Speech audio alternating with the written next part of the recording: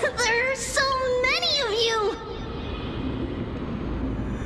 It's little Cass and little Gray. Oh, there's also little D and the big puppy! Trian? Aren't you... Get what? I'm getting even more confused.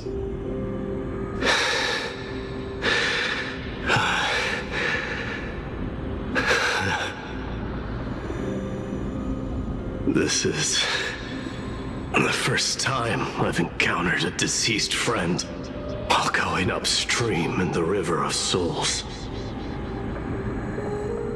It really works like this. Just like the other departed spirits we've encountered along the way, I'm also unable to sense the aura of the living on Lady Trian. Yup, you're right. Trian already knows that she'll not be able to return to everyone's side. But Trian believed that little Cass would eventually return to the Netherrealm. So, Trian has been standing here, at this spot closest to the world of the living, and waiting for little Cass. Oh. It must have been very tough for you. But according to what Trian said, we're almost at the entrance of the Netherrealm.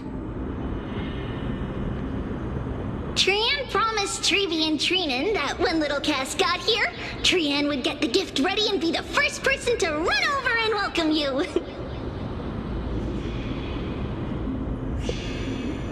So, little Cass, don't cry. Please, accept this. We finally finished it. This is what Lady Trevi once mentioned. The gift for me that you didn't manage to finish. The Holy Maiden of Janus.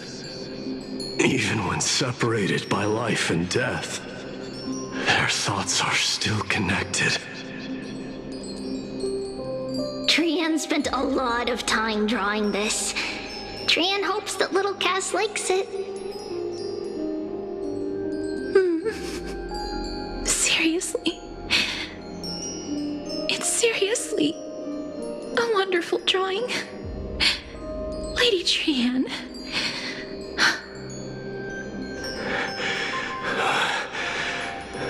This is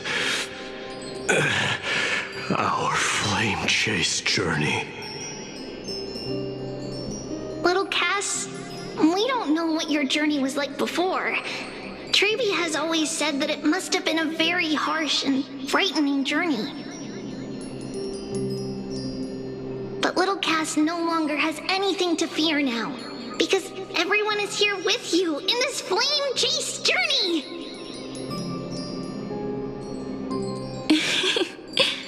That's right.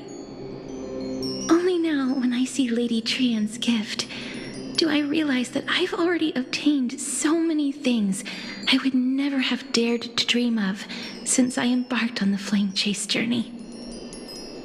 It's the first time I've gained so many companions.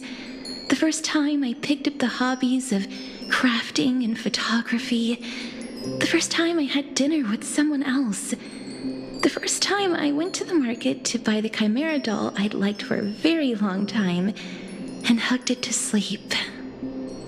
The first time I wore a dress personally made by Lady Aglaya. The first time I went for a walk with Lady Trevi, Lady Trian, and Lady Trinan. The first time I enjoyed the night breeze and looked up at the stars with Miss Hyacin. The first time I took care of Dromesis with the Trailblazer.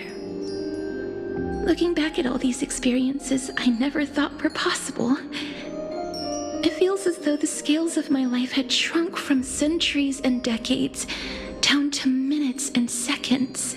And all of them are so precious.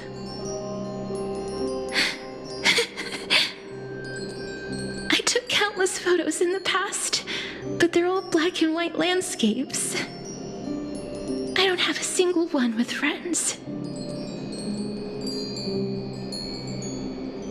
If I had known, I would have taken more pictures.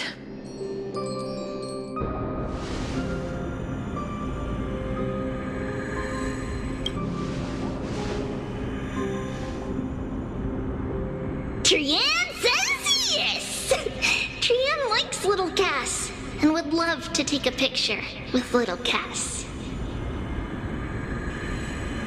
Sadly, being departed souls, our images cannot be captured in the world of the living.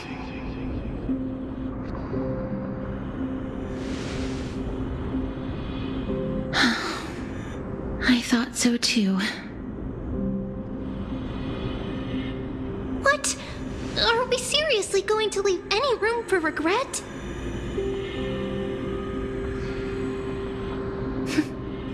There won't be any regrets. This vivid drawing surpasses any photograph from the world of the living. Little Cass smiled. Treevee, Trinan, and Trian's wishes finally come true! I remember you once said that fate is not the flowers that bloom at the end of the road, but where people tread beyond the gate. Now, the path that belongs to me is about to reach the end. Thank you for bringing me the final key. Key? Little Cass, why are you talking in riddles all of a sudden? I have a feeling that soon, this gift of yours will become the key to saving Mister's life. Wow, that's amazing! Then keep smiling and carry on bravely! Little Cass, Little Gray, everyone, see you tomorrow!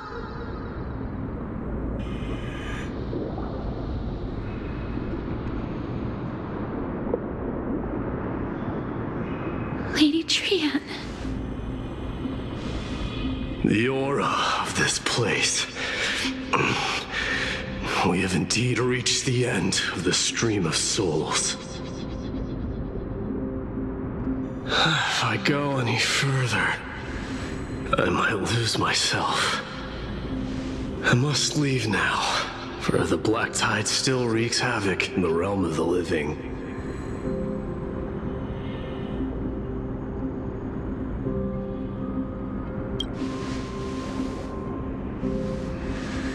I have broken free from the chains of death countless times. This time will be no different. Castorus, will you fulfill your duty for the flame chase?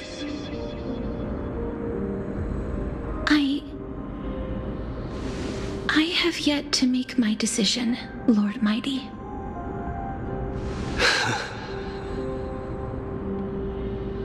No matter. Make the choice your heart desires. Even if it takes 1,000 years of waiting. I will continue to fight till I die. Then rise from death till the miracle descends.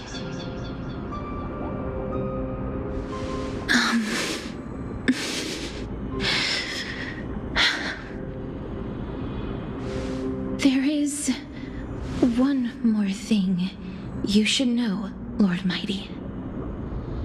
What is it? Professor Anaxa may have deduced the principles behind the Era Nova. You and I may be reincarnated as strife and death in the next cycle, becoming calamities wreaking havoc upon the world. I see.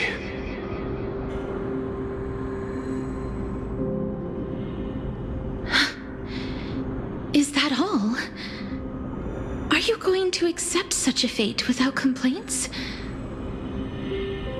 Do you have a strategy to shatter the shackles of our fate? I haven't found it yet. Perhaps I never will. Then, cease wasting your thoughts on futile matters. Control what little you can. And when fate's inescapable grasp comes,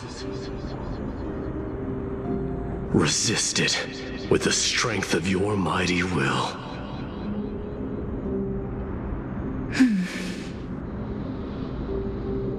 Thank you, Lord Mighty. I will find the right decision.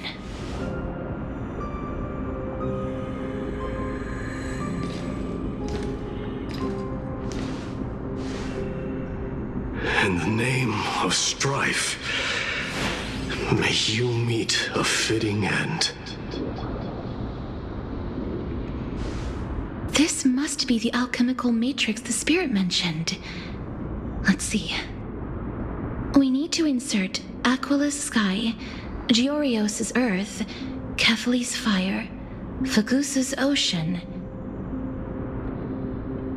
and Nestia's love. It seems our sweet Princess Homebody has made up her mind. In that case, seamstress, I suppose I no longer need to deliver your message. My time is rather precious after all. Whether you wish to break free from death or not, please follow your heart. By the promise you once made, I ask that you fulfill your duty one final time. Castorus, please live as a human and die as one. According to that alchemist, the final piece is supposed to be me. However, he is not privy to the past, and therefore cannot see the full picture. The past? I saw the twins of death in Kethali's memory, and now I am certain that I was one of them. The trial of the Hand of Shadow demanded taking the life of your family. I died during that trial, falling before the gate to the new world. And my sister, whom I never met, became the Titan Thanatos of this cycle. She was consumed with regret over my death, so she used the Titan's authority to reforge my soul. Yet, it also means she has never revealed herself to anyone, hidden away from the entire world. That's because the Titan she became already fell at the start of everything. They died for me, and now lie in slumber in the River of Souls. You mean Pollux? That's right. The River of Souls is no material river. It cannot be blocked by ordinary means. Only a divine corpse can prevent the dead from reaching the next world. And that's why we have to awaken Pollux from death before we can retrieve the core flame of death. We have to reforge its body with the power of alchemy. But Cass, if that alchemist speaks the truth, does that mean you're also part of the dragon body? According to those departed spirits, I was indeed born as the dragon's twin. But before we talk about that, have you heard the sighs? No, not from me. The sounds that come from the memories when we were collecting the souls. I heard them too. So what are those? I think it's probably the sign of Pollux's wish being fulfilled. They must have realized how heavy a price they'd need to pay when they used their divine authority to resurrect a dead woman. That's why they exerted every ounce of their strength to send me to Styxia, a city that called for death, a land where none is hostile to death. They never saw their wish fulfilled and fell so prematurely, all because they wanted to give me a new life. Pollux must really want to know how their sister has been after giving their all to save her. That wish is the reason Pollux's soul still lingers in the mortal realm even after their fall, quietly watching and documenting every detail of their sister's life.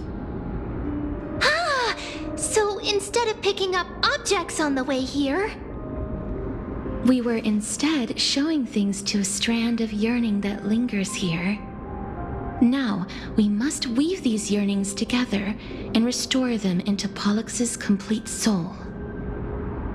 but all of this is just a hypothesis, right? What if we go through with the ritual and it turns out totally different? That's fine. As Professor Anaxa often reminds us, such is the nature of alchemy. The true outcome can only be known once the process is complete. This is why alchemy is also known as the miracle of creation. Now, the puzzle of Pollux's yearnings is nearly complete, with only one final piece remaining. I shall reveal what they have been yearning to know in the alchemical matrix. I will show them my whole life since I left Styxia. Lady Trian has already drawn a picture of my entire life, and it is now in my hands. Then, let the ritual begin.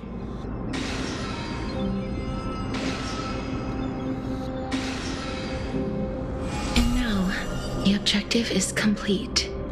That is all. Such is what Professor Anaxa always says after preparing for an alchemical ritual. And now, Pollux, I shall lift you from the river of souls and reforge your soul. Perhaps you will be disturbed by this, and your body may become horrifying to behold. But if even the slightest trace of your soul remains, the soul that once ferried me to this side of the shore, then please, look at me. I wish to thank you in person. I have obtained everything you sacrificed your divinity for. Lady Almanette. Did she recognize you? Oh, she must be the first soul we can communicate with here, right? I'm afraid she is just another spirit trapped here, like the rest of them. The only difference is that I was there when she died. Please, go on. I'm listening. Are you about to tell the story of Styxia? Yes. You're just as smart as I imagined, but... never mind. Now's not the time. There's no need to worry, Elder. Take a look around you. You're already at the resting place of the dead. The world of the dead. But how? I understand that you chose to remain silent about the story to protect Casterus, the girl who coexists with death. But you no longer need to hide that story. I can assure you that you have protected that girl's life well.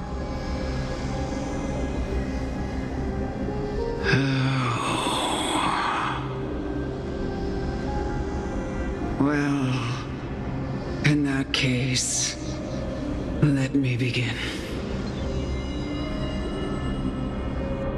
Styxia, the pearl of the ocean, plagued by unwarranted calamity and ravaged by death in the fairy tale. It was the first city-state to shift their faith towards death, even before Idonia did. From where you stand now, I suppose that's a bit hard to believe. Right? Indeed. I cannot imagine that those from the era Chrysia, blessed with eternal life, could ever yearn for death. I have pondered the same question, child. But I am afraid there is no clear answer to it.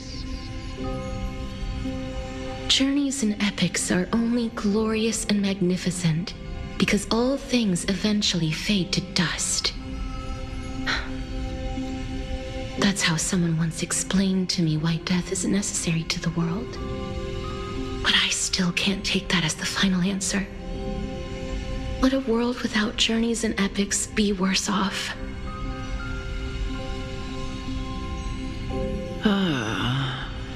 I take it the one who spoke this line was a general, or perhaps a warrior. I, however, did find some inspiration in these words. Would you like to hear my thoughts, Castoris? Please enlighten me, Lady Almanette. Though I have already made up my mind on how to handle the authority and core flame of death. Your words might truly guide me toward the path forward. You and I are neither warriors nor generals. Therefore, journeys and epics cannot truly resonate with us. But what if I reframe it like this? What if love is not a trait bestowed upon mortals by Nestia, but a blessing from death? Love. No one ever invented the word cherish in the era when life was eternal. For all the good things in the world could be revisited endlessly, and every bond formed carried no risk of being severed. The so-called era Chrysia was an age devoid of both virtue and sin. People did not truly live. They simply existed, going through the motions without passion or purpose, then waiting for something to happen. Perhaps the people of Styxia chose to embrace death not out of fascination with its cruel and fearsome side, but instead became fixated and obsessed with the impulses and desires tied to a finite existence. Therefore, death is not a thing of fear and desperation, but... That's right, Castoris. It is the reason we shed tears when parting ways, and also the original spark that ignited the passion of mortals. If you truly intend to deprive the world of death, then be prepared to witness it return to a state of stagnation. I understand, Lady Almanette. Our limited lifespan shapes all that we know and love. Not even the Death Titan has the right to take that away from humankind again. Nestia's love was the chrysalis of gold's first blessing, but it most likely wasn't understood by mankind. We only learned to interpret this wonderful gift after Thanatos' arrival. If the world was bereft of death, then the Queen of Styxia wouldn't have played midwife in delivering me into this world. You wouldn't have welcomed me into Idonia, and Aglaia would never have invited me to join the flame chase journey. None of these stories would ever have happened, and I would never have lived, let alone found happiness. Thank you, Mother.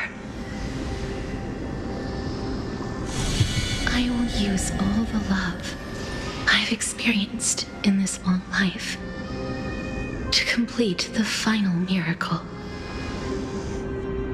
My teacher, Anaxagoras, grant me the wisdom of all things. I call upon thee, the stripped dead dragon's corpse.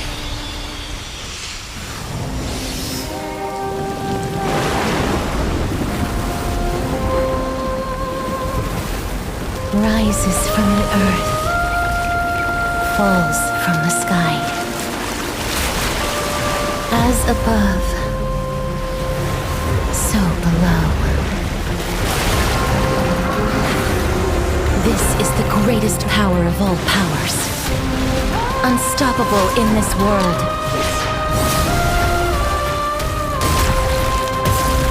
The great work that commands all death. I shall grant you embrace.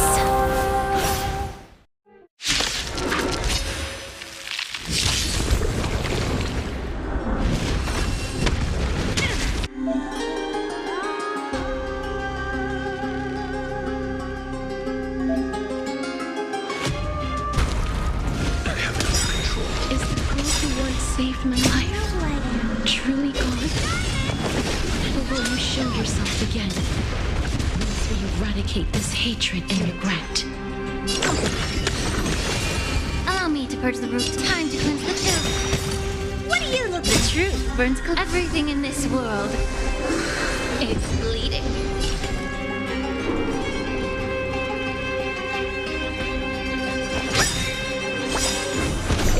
Curiosity. Endless freedom. Nothing but a force. Expand your thinking. Glimpse my knowledge. I'm just a frail scholar.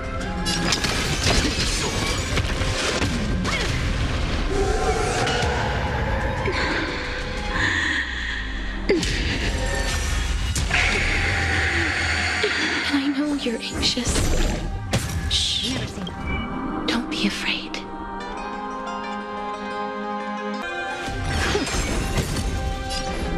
Be of your body and mind.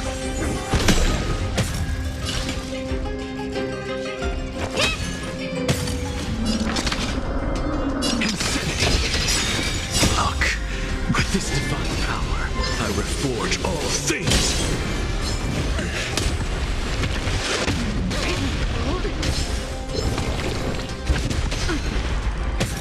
I don't have time for games.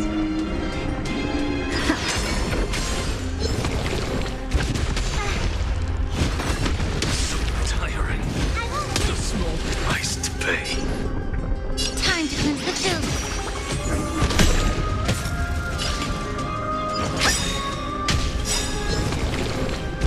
Get it together. Curiosity. There's endless freedom. Nothing but a force. Giant world! Do you know who I am? This big diamond! It's all yours! There's no more need to weep in grief. I will grant you peace.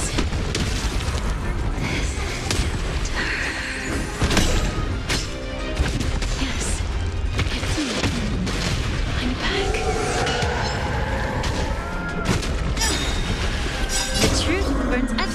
This world is bleeding.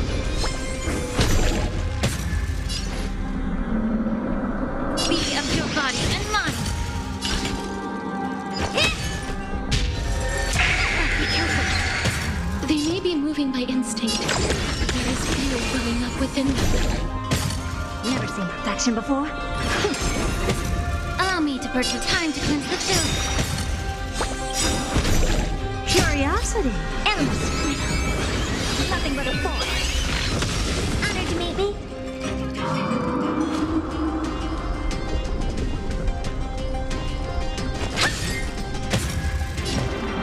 Open sesame.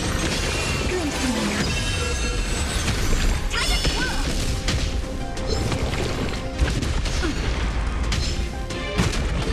Number one. I don't have time for games. Expand your thinking. Please. Don't turn back. Netherrealm.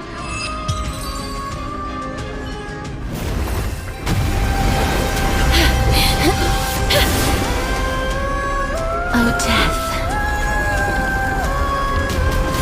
Sleep in peace.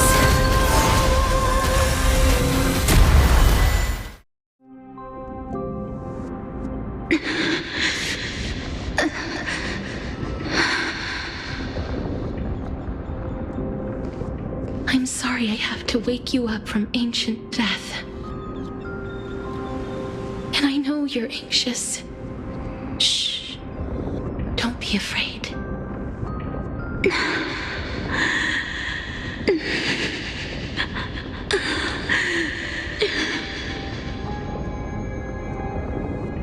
Do you remember me? I'm the girl you once carried across the Sea of Souls.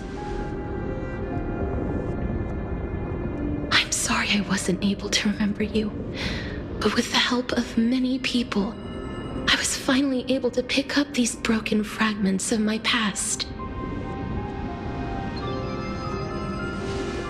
I'm back, Pollux.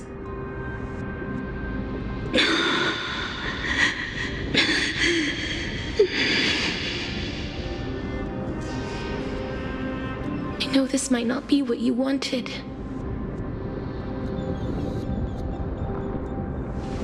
But I have to do this.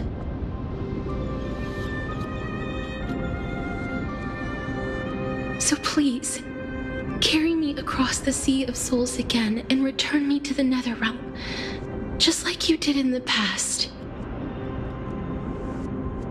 Please take me to where the core flame of death rests.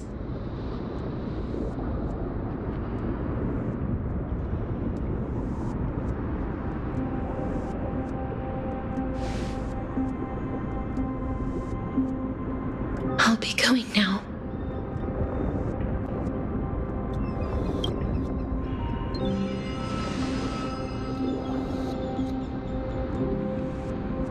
They may look scary, but as long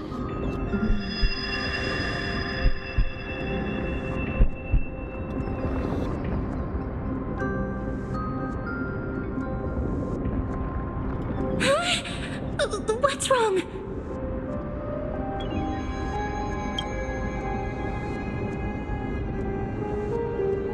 Are you... What's wrong with him? His time is almost up. If I don't go now, I'm afraid his soul will return to Thanatos' embrace before me. What? Oh no! Is there anything we can do? Don't worry. I promised I would ask Thanatos for the Trailblazers' right to roam the Earth again. Mem, stay here and keep a close watch until I return, all right? All right.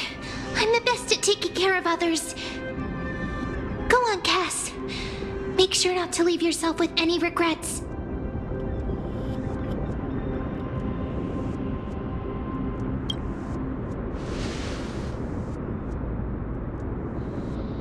It's a deal then.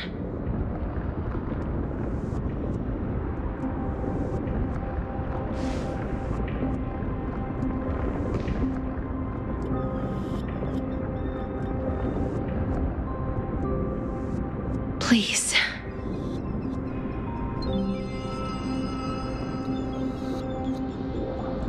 Wait for me.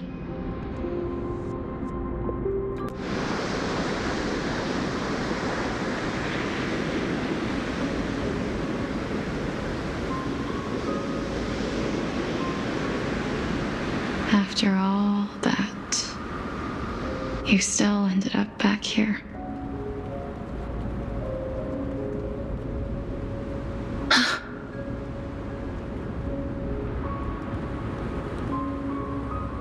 So the legends were true. The Netherrealm really is a sea of flowers. Yes.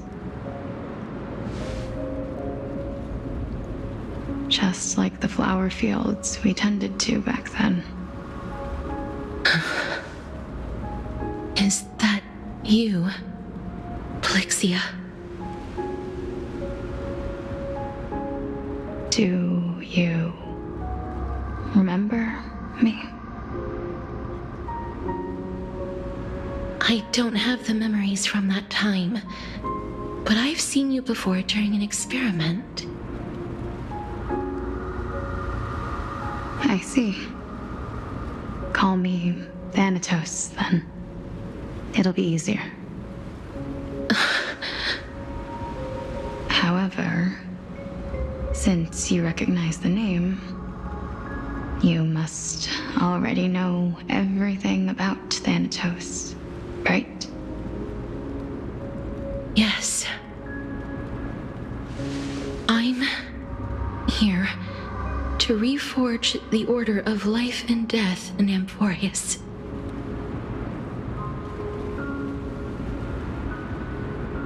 You know, my sister was a sympathetic, but rather sensitive person.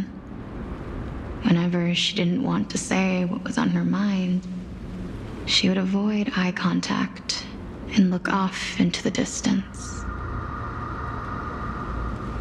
Just like what you are doing now. Can you tell me about the last Era Nova? What did you do, Pollux?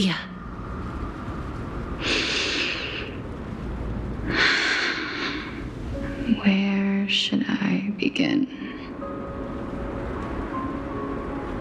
I suppose we can start from the beginning. A long, long time ago, there were a pair of like-minded twins. As foretold in the prophecy, they were chosen to be successors to the god of death. But fate was cruel. The price of attaining divinity was to take the life of a family member with our own hands. That trial was indeed recorded in that memory. Then you should already know that my sister voluntarily gave up her own life so that I could ascend as the demigod of death. But I couldn't accept that.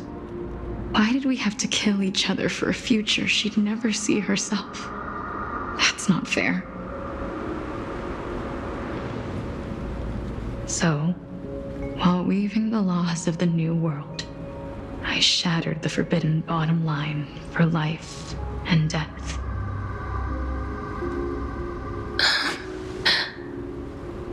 I reshaped my sister's soul and took the form of the great dragon Pollux to carry her up the River of Souls and back into the mortal realm.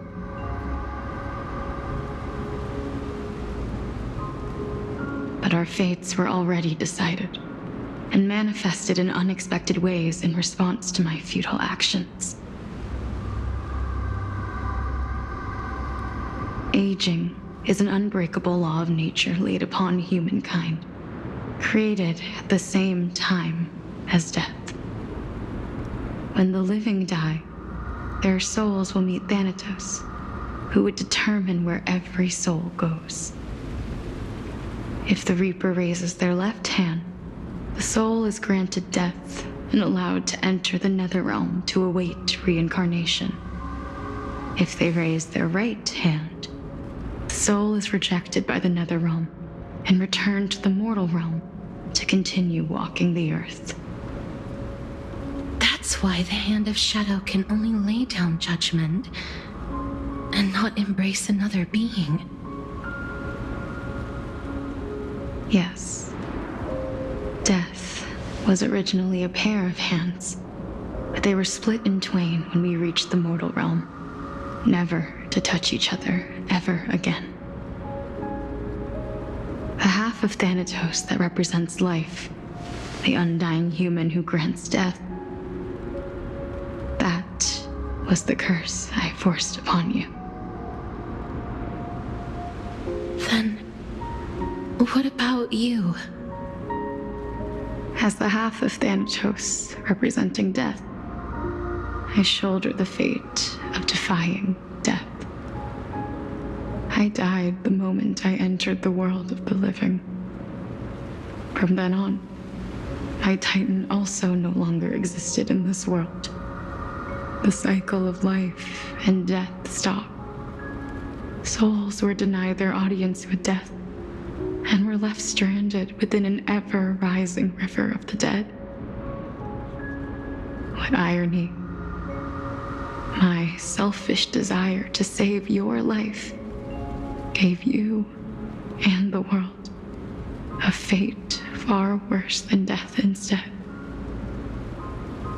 Then, what was left of my reason was left behind in the Netherrealm, where I've been taking care of these flowers day after day, until there is now a sea of them, all while mulling over the subject of life, death, parting, and enduring an endless loneliness.